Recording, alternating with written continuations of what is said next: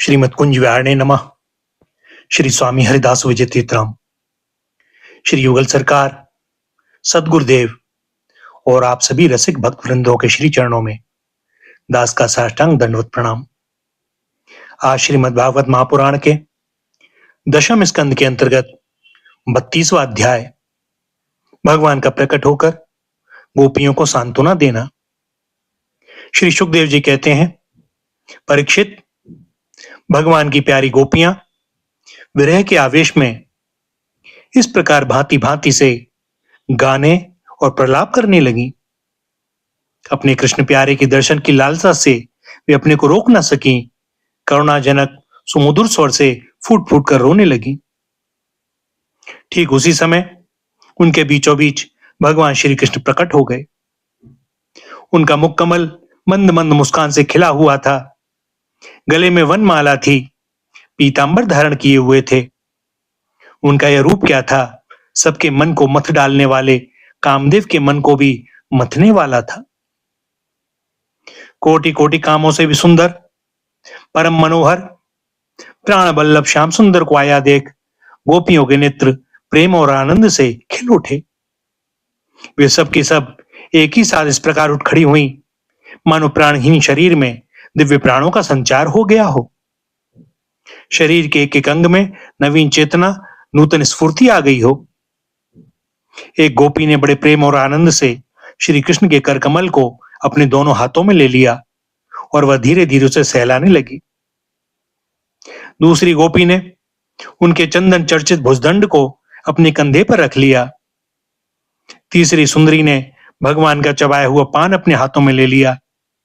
चौथी गोपी, जिसके हृदय में भगवान के विरह से बड़ी जलन हो रही थी, बैठ गई और उनके चरण कमलों को अपने वक्षस्थल पर रख लिया। पांचवी गोपी प्रणय कोप से विह्वल होकर, भौहें चढ़ाकर, दांतों से होठ दबाकर, अपने कटाक्ष बाणों से बींधती हुई उनकी ओर ताकने लगी। छठी गोपी अपनी निर्निमेष नयनों से उनके मुख कमल का मकरंद रस पान करने लगी। परंतु जैसे संत पुरुष भगवान के चरणों के दर्शन से कभी तृप्त नहीं होते, वैसे ही वह उनकी मुख माधुरी का निरंतर पान करते रहने पर भी तृप्त नहीं होती थी। सातवीं गोपी नेत्रों के मार्ग से भगवान को अपने हृदय में ले गई और फिर उसने आंखें बंद कर ली। अब मन ही मन भगवान का आलिंगन करने से उसका शरीर पुलकित हो गया, रोम रोम खिल उठा। वह सिद्ध योगियों के समान परमानंद में मगन हो गई। परीक्षित, जैसे मुमुक्षुजन परम ज्ञानी संत पुरुष को प्राप्त करके संसार की पीड़ा से मुक्त हो जाते हैं, वैसे ही सभी गोपियों को भगवान श्री कृष्ण के दर्शन से परम आनंद और परम उल्लास प्राप्त हुआ। उनके विरह के कारण गोपियों को जो दुख हुआ था, वे मुक्त हो गईं और शांति के समुद्र में डूबने उतराने लगी। परीक्षित, यूं तो भगवान श्री कृष्ण अच्युत और एक रस हैं। उनका सौंदर्य और माधुर्य निरतिशय है। फिर भी विरह व्यथा से मुक्त हुई गोपियों के बीच में उनकी शोभा और भी बढ़ गई। ठीक वैसे ही जैसे परमेश्वर अपने नित्य ज्ञान बल आदि शक्तियों से सेवित होने पर और भी शोभायमान होता है। इसके बाद भगवान श्री कृष्ण ने उन ब्रज सुंदरियों को साथ लेकर यमुना जी के पुलिन में प्रवेश किया। उस समय खिले हुए कुंद और मंदार के पुष्पों की सुरभि लेकर बड़ी ही शीतल और सुगंधित मंद मंद वायु चल रही थी और उसकी महक से मतवाले होकर भौरे इधर उधर मंडरा रहे थे। शरद पूर्णिमा के चंद्रमा की चांदनी अपनी निराली ही छटा दिखला रही थी। उसके कारण रात्रि के अंधकार का तो कहीं पता ही न था। सर्वत्र आनंद मंगल का ही साम्राज्य छाया था। वह पुलिन क्या था, यमुना जी ने स्वयं अपनी लहरों के हाथों भगवान की लीला के लिए सुकोमल बालुका का रंगमंच बना रखा था। परीक्षित, भगवान श्री कृष्ण के दर्शन से गोपियों के हृदय में इतनी आनंद और इतने रस का उल्लास हुआ कि उनके हृदय की सारी आदि व्याधि मिट गई। जैसे कर्मकांड की श्रुतियां उसका वर्णन करते करते अंत में ज्ञान कांड का प्रतिपादन करने लगती हैं और फिर वे समस्त मनोरथों से ऊपर उठ जाती हैं, कृतकृत्य हो जाती हैं। वैसे ही गोपियां भी पूर्ण काम हो गईं। अब उन्होंने अपने वक्ष स्थल पर लगी हुई रोली केसर से चिन्हित ओढ़नी को अपने परम प्यारे सुहृद श्री कृष्ण के विराजने के लिए बिछा दिया। बड़े बड़े योगेश्वर अपने योग साधन से पवित्र किए हुए हृदय में जिनके लिए आसन की कल्पना करते रहते हैं, किंतु फिर भी अपने हृदय सिंहासन पर बिठा नहीं पाते, वही सर्वशक्तिमान भगवान यमुना जी की रेती में गोपियों की ओढ़नी पर बैठ गए। सहस्त्र सहस्त्र गोपियों के बीच में उनसे पूजित होकर भगवान बड़े ही शोभायमान हो रहे थे।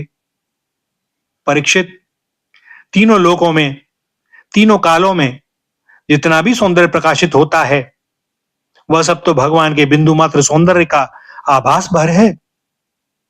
वे उसके एकमात्र आश्रय हैं। भगवान श्री कृष्ण अपने इस अलौकिक सौंदर्य के द्वारा उनके प्रेम और आकांक्षा को और भी उभार रहे थे। गोपियों ने अपनी मंद मंद मुस्कान, विलासपूर्ण चितवन और तिरछी भौहों से उनका सम्मान किया। किसी ने उनके चरण कमलों को अपनी गोद में रख लिया, तो किसी ने उनके कर कमलों को। वे उनके संस्पर्श का आनंद लेती हुई कभी कभी कह उठती थीं, कितना सुकुमार है, कितना मधुर है। इसके बाद श्री कृष्ण के छिप जाने से मन ही मन तनिक रूठ कर उनके मुंह से ही उनका दोष स्वीकार कराने के लिए वे कहने लगती। गोपियों ने कहा, नटनागर, कुछ लोग तो ऐसे होते हैं जो प्रेम करने वालों से ही प्रेम करते हैं और कुछ लोग प्रेम ना करने वालों से भी प्रेम करते हैं, परंतु कोई कोई दोनों से ही प्रेम नहीं करते। प्यारे, इन तीनों में से तुम्हें कौन सा अच्छा लगता है? भगवान श्री कृष्ण ने कहा, मेरी प्रिय सखियों, जो प्रेम करने पर प्रेम करते हैं उनका तो सारा उद्योग स्वार्थ को लेकर है, लेन देन मात्र है, न तो उनमें सौहार्द है और न तो धर्म। उनका प्रेम केवल स्वार्थ के लिए ही है, इसके अतिरिक्त उनका और कोई प्रयोजन नहीं है। सुंदरियों, जो लोग प्रेम न करने वाले से भी प्रेम करते हैं, जैसे स्वभाव से ही करुणाशील सज्जन और माता पिता, उनका हृदय सौहार्द से हितैषिता से भरा रहता है और सच पूछो तो उनके व्यवहार में निश्चल सत्य एवं पूर्ण धर्म भी है।